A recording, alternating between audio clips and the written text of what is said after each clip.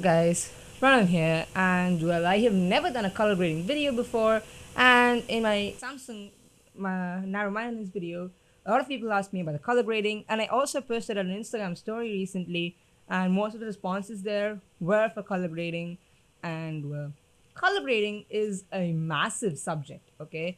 Like, there is no defined rule for color grading, nor are there defined ways to color grade. You can find your own style and your own way, but the only way you can do that is by experimenting. So, in the beginning, your video clips might look terrible, but over a period of time, you will get to know the ins and outs and also realize which works for you and which kind of style doesn't work for you. So, well, I'm gonna be giving you basic tips on how to make your A-roll footage look good and also how to make your B-roll footage look good. So before getting started, I'll just create a Premiere Pro project, call it color grade. So, well, what is A-roll, you might be asking? So A-roll is basically the segment of the video in which you speak to the camera, which is the main part of the video. That's why it's called A-roll, the main thing. And you have to use a different tool set to color grade skin tones and make sure that you look human and not like you just descended from the planet of Mars. And for B-roll, shooting with nature and other products, you also can apply different styles. So to give you the widest kind of idea, I'm gonna color grade, take two clips, one A-roll and multiple B-roll clips, to show you how I go about color grading my video clips. So now we have three different styles of clips. One is a talking head segment. The other is a narrative kind of segment where you have to impart meaning in the color grade. And the third one is just natural nature videos, so you can just go ham with it, I guess. So yeah, I'll first drag all three into the timeline, and here we go. So I'll go to the color tab to begin with the color grading. And the first thing I'd like to do is, I'm showing this on the Panasonic G85, and I use the Cine-like D pixel profile, which gives this orange kind of yellow cast to the skin tones, which makes me look as if I have jaundice. So I have this LUT that I use. It is a correction LUT. It basically takes the skin tones and makes them a bit less yellow, and also takes the blues and makes them a bit more teal. This is the way I like them. So I just add this correction LUT, which it's optional, and this is what I start with. But I'd also like to grade it properly. So I'll just select a random frame in which I don't look stupid. Yeah, let's select that. I look like I'm half dead, but it's alright. So then I go to the Curves tab, not the Creative tab, Curves tab. And what I like to do is there's this tool called the Curves effect. And there are a multitude of videos on YouTube explaining how the curves work. So I'm not going to go to the trouble of explaining the curves, but I'll just give you a simple rundown. So this is the darker parts of the image. This is the shadows, this lower end, while this is the highlights. And you can control everything from the darkest point to the brightest point with these curves. So if you pull it upward, you're making it brighter. If you pull it downward, you're making it darker. So basically what I like to do is I like to add a bit of contrast. Adding contrast meaning I'm going to make the darker portions darker. I'm going to make the brighter portions brighter. But this just makes it look weird. So what I'm going to do is I'm going to increase the shadows, dark point, to make it a bit smoky, vintage film look. I'm fading out the blacks and dragging it back down. And I'm also increasing the whites and bringing it back down as well. So this is a basic grade I've done. If I turn it on and off, you'll see that I have done something. But I'd also like to add more things. So first what I'll do is this, I'm doing this on the clip itself.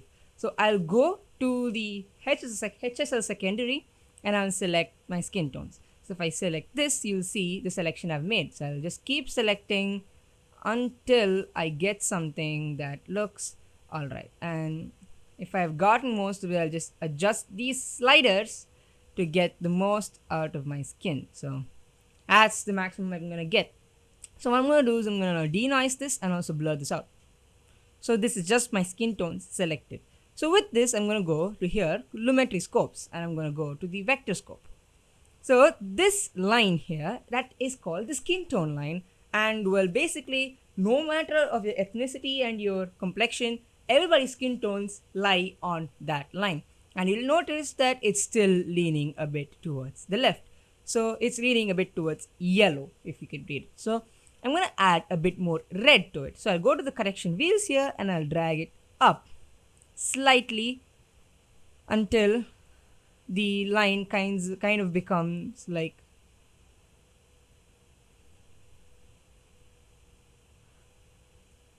so. This is now a perfect skin tone. So if I now enable it and disable it, you'll see that I have added that punch to my skin. Basically, I've taken it from a slightly still yellowish color and I've made it skin color. All, if you look at any Hollywood movie, they'll all have this basic color theme wherein their skin is properly colored while the background is all bluish green. It's called teal, and it's called a teal and orange color. Okay? Why do people use teal and orange? So basically, if you see here, it's a color wheel. So if you have colors which are opposing each other on the color wheel, both the colors will be accentuated. That is, basically, if you have black by itself, it will not appear that much different. But if you have white on black, the whites will appear whiter and the blacks will appear blacker. So in this case, opposite to orange is a bluish green color called teal. So if you have an orange and teal, the oranges will appear brighter and more saturated, while the blues will also appear more saturated. So it's just contrasting each other. It's called color contrast. So I have done my part to create color contrast by having a bluish light in the backdrop. But I'd like to accentuate this more. How do I do it? So what I'll do is I'll go back to the editing tab and I'll go here in the project and I'll select new item and I'll select adjustment layer. So I'm clicking OK, I'll drag the adjustment layer onto the video clip and I'll just drag it. So I'll go back to the colors tab because I have disabled the edit project tab in the colors tab by myself. So what I'll do is now I'll click on the adjustment layer, go back to the HSL secondary, and again select my skin tones. So if I go about it again, yeah, my skin tones are now selected. But what I'm going to do is I'm going to hit this button here, which is called invert. So basically everything else but my skin tones are selected. But you can see there's a lot of noise here, so I'll apply a bunch of denoising and also a bunch of blur. So basically right now only my skin tones are selected and this is awesome. So what I can do now is I can uncheck this and I can push this towards teal. Now you'll see that if I enable and disable this, okay, look at these curtains here.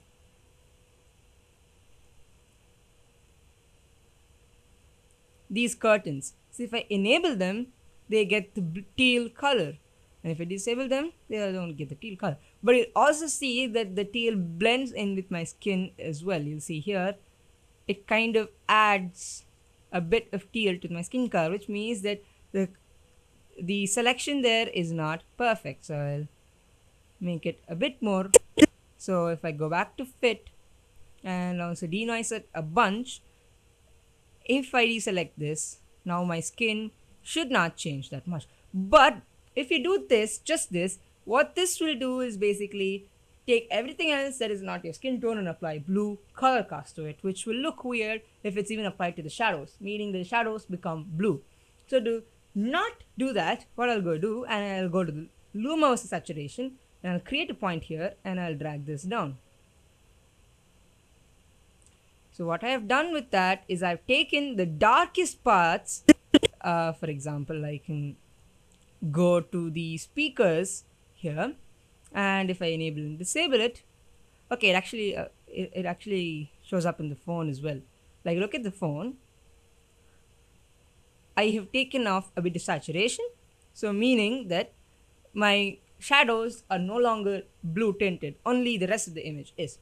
So I'd call this a good color grade. So basically what we went from was, we went from a video that looked like this and we ended up with footage that looks like this. And that will make your videos look good. But if you want to add that bit of a stylized look, what I like to do is I like to go to the red curves and I like to create a midpoint there and drag this down.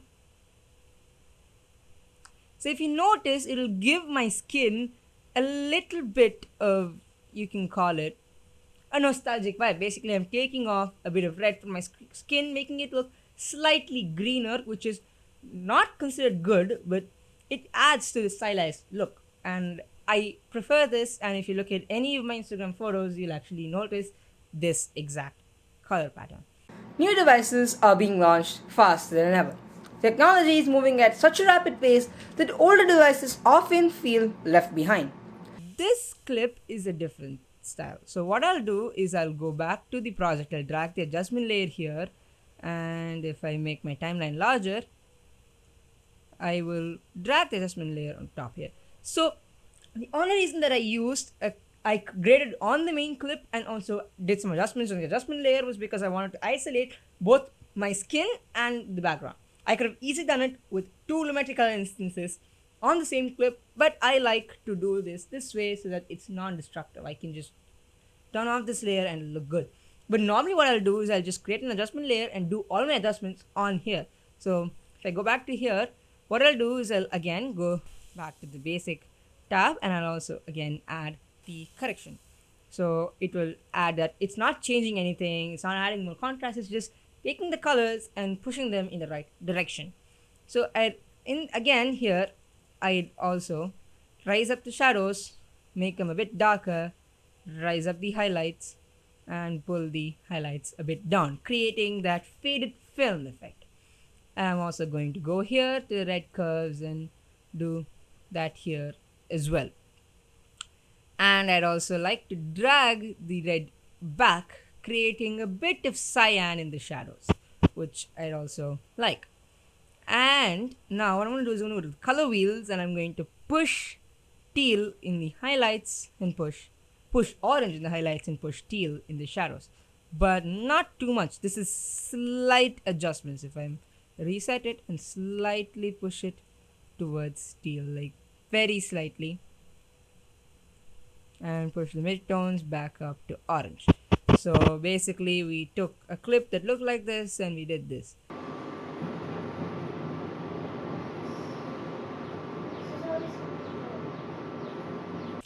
And now I'll again drag in another adjustment layer here, and now we're gonna grade this clip. This is actually on 1080p, so that's why it's smaller, so I'll just scale it to frame size, and this is where you get to go ham. So if I select the adjustment layer, we can go back to the curves. I like to drag this down, I like to increase the highlights, and I'd like to soften it up. So now we have done adjustments.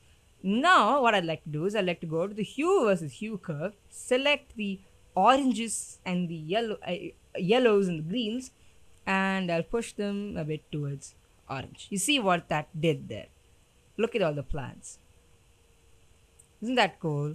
Now I'm going to create another point for the blues, not too much in the purple, but in the blues I'm going to drag them up for teal. So we are applying the classic teal and orange technique here, but we can go ham because there are no skin tones, so you can just adjust anything that you want. I'll also like to do the red curve, highlight curving thingy, and I'll also go to the color wheels, and I'll also push teal into the shadows. So we basically took a clip that looks like this, made it look like this in just a bunch of clicks, and I consider this a good grade.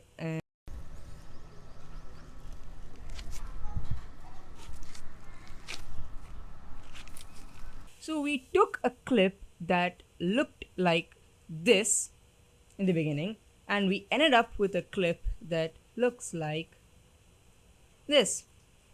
In just this video has been rolling for 20 minutes now, and we graded 3 clips. So 20 by 3, I'd say it's 6 minutes. 2 plus 2 is 4, minus 1, that's 3, quick maths. That's pretty quick. You can turn on videos pretty quickly. And also we took a video clip that looks like this, and we ended up with something that looks like this. Same here as well. We took something that looks like this, and we got something that looks like this. So this is the basic of color grading. All you have to do is learn the tools. The curves effect can be used to add contrast in terms of light, normal contrast, and also color contrast. And you can also use the HSL secondaries to isolate certain colors and make them accurate in terms of skin tones. And also you can use the other curves like the hue versus saturation, the hue versus luma, hue versus hue, transition versus saturation curves to basically make your look your look. So this was basic introduction into color grading. I'm no color grading expert, and I still have a lot to learn. And this is actually a never-ending craft. There are people who have their entire careers dedicated to color grading. So if you'd like to learn more, I leave links to channels which I trust with color grading. So go out and check them out. Subscribe if you like. Subscribe to my channel if you like. This is Pranav. Stay tuned for the next video, which will probably be out next month. Thanks for watching, and I'll see you guys.